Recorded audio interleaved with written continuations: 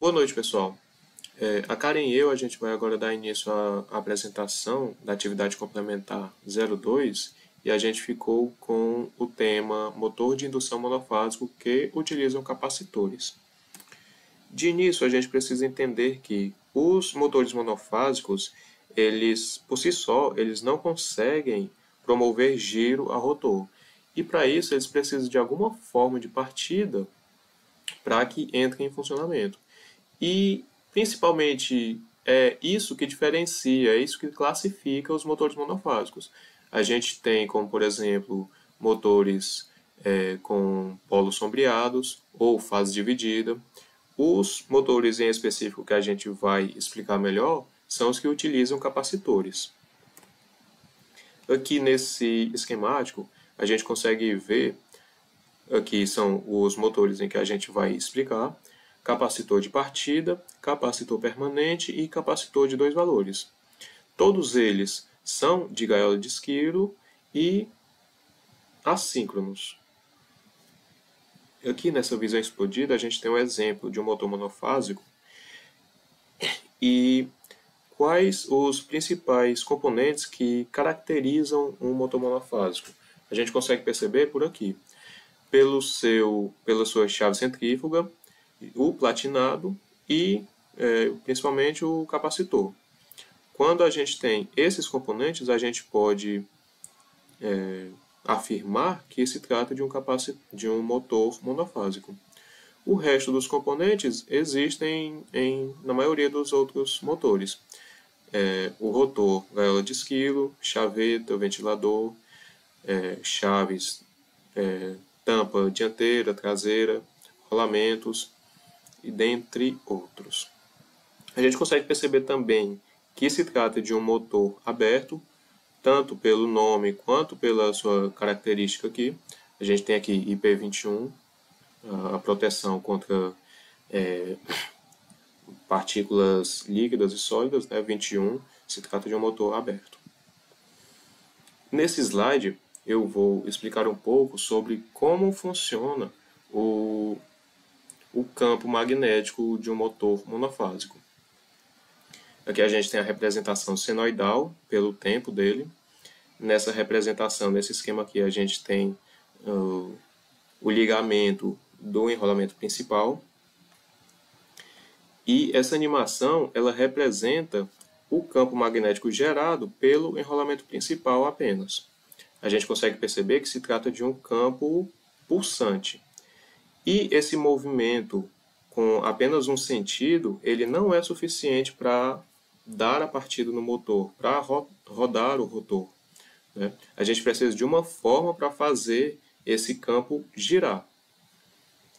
Agora, nesse exemplo, o que é que existe de diferente nele? Foi ligado em paralelo um enrolamento auxiliar.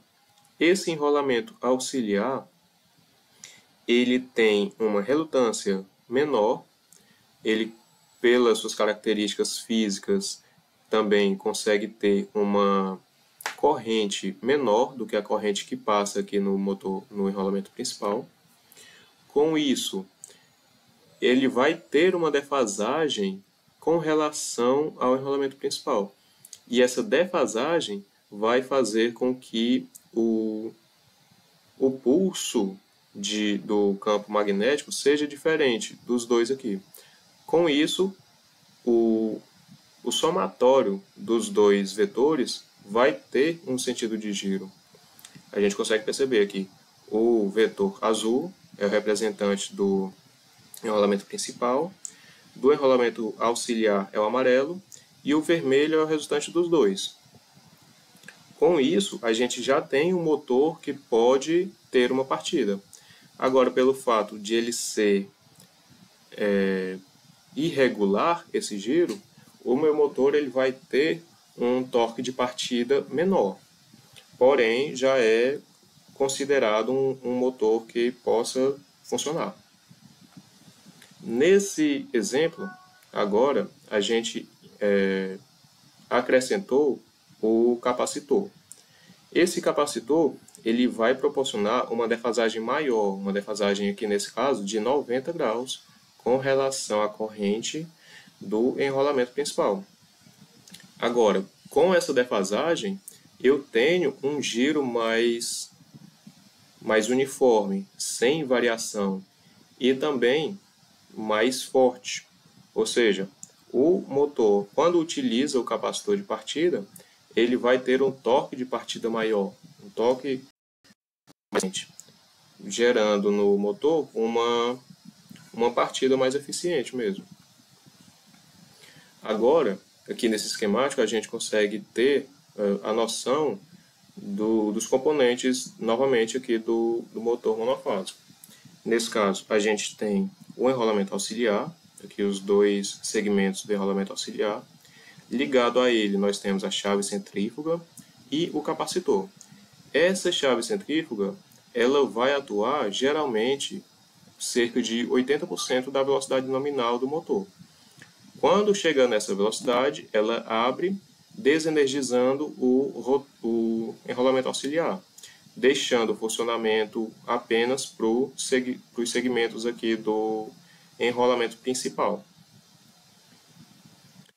A gente tem aqui o exemplo das ligações, tanto em série quanto em paralelo, de um motor com capacitor de partida. Aqui, B1 e B2 é a representação dos segmentos do enrolamento principal. Os dois são do enrolamento principal. Eles estão ligados em paralelo. E em paralelo ao enrolamento principal, a gente tem o enrolamento auxiliar, junto com o capacitor de partida e chave centrífuga. Na ligação em série, o que a gente vai deixar em série são os segmentos do enrolamento principal. Aqui, B1 em série com B2. Esse daqui é o enrolamento principal. Agora, em paralelo com o enrolamento principal, a gente tem a bombina do enrolamento auxiliar. Em série com ele, nós temos novamente aqui o capacitor e a chave centrífuga. Vantagens e desvantagens do motor com capacitor de partida. Uma das principais vantagens é que ele pode ser aplicado em diversas tarefas diferentes, seja industrial, residencial ou rural mesmo, com bombas d'água e dentre outros. Aqui ele possui um alto torque de partida, aqui como eu falei, vasta opção de aplicações. Desvantagens: ele não permite reversão instantânea, a menos que se utilize uma chave eletrônica. E aqui a gente tem aqui alguns exemplos. Ele pode ser aplicado em compressores. A gente tem o balão do compressor, a bomba de ar. E aqui a gente tem o motor. A gente consegue perceber até o encapsulamento aqui do capacitor. Bombas de água, como eu havia dito. O motor em si, o seu módulo de sucção. E o encapsulamento aqui do capacitor novamente. Também pode ser aplicado em ar-condicionados. Vou agora falar sobre o motor com capacitor permanente. Como o próprio nome diz, ele tem um capacitor que vai atuar permanentemente durante todo o tempo que o motor estiver em funcionamento, diferente do motor com capacitor de partida. Esse motor aqui, ele também possui dois circuitos, um principal e um auxiliar. Podemos ver aqui o circuito principal, onde B1 e B2 representam as bobinas, os enrolamentos da bobina principal. E essa outra parte aqui é o circuito auxiliar, onde nós temos o enrolamento da bobina auxiliar representado por A1 e o capacitor.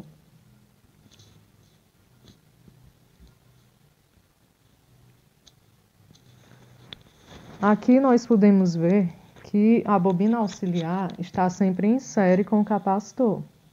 Enquanto a bobina principal, o circuito principal, os enrolamentos B1 e B2 vão estar ligados diretamente à alimentação.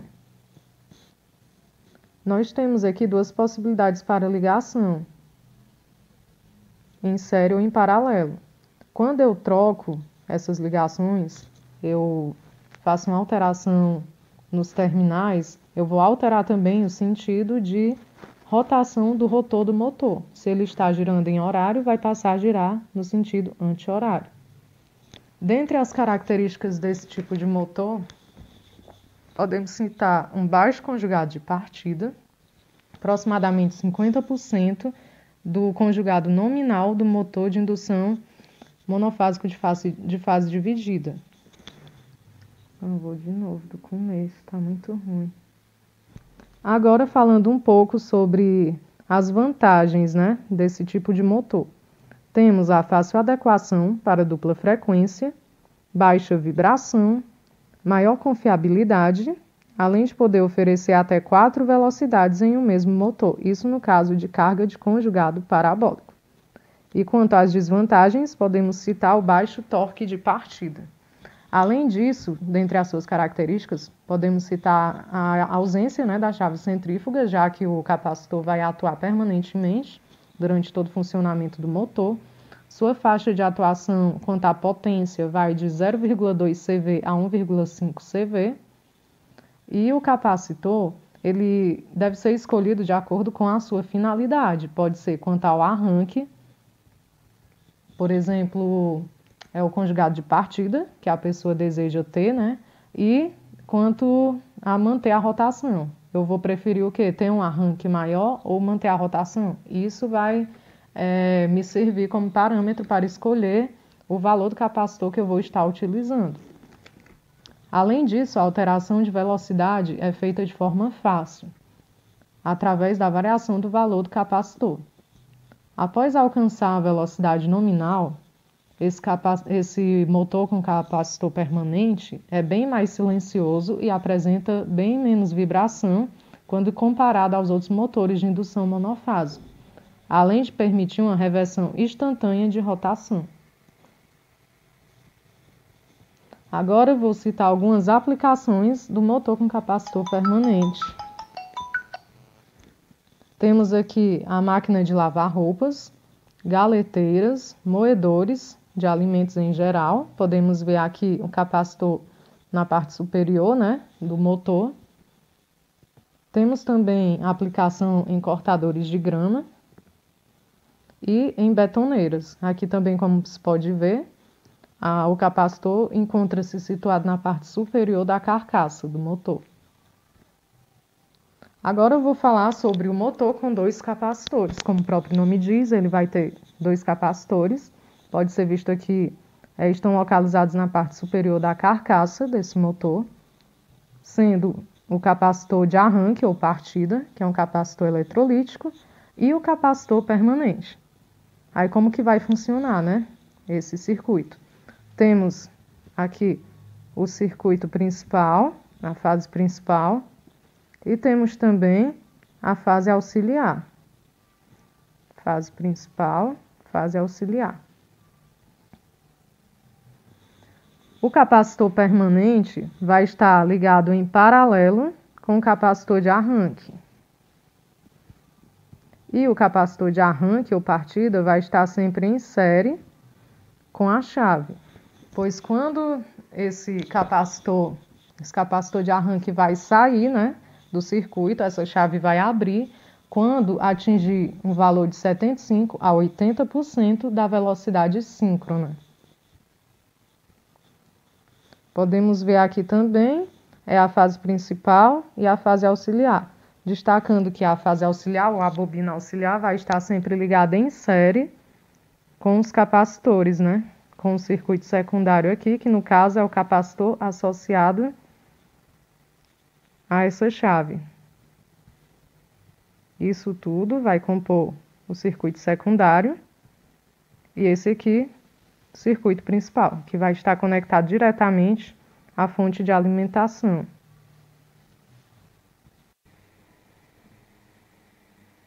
Aqui nós temos, né, o esquemático que foi feito no CAD de cima. Também a ligação pode ser feita em série ou em paralelo. Em série ou em paralelo. Quando eu troco da ligação de série para paralelo ou vice-versa, eu vou estar invertendo o sentido de giro do rotor do motor.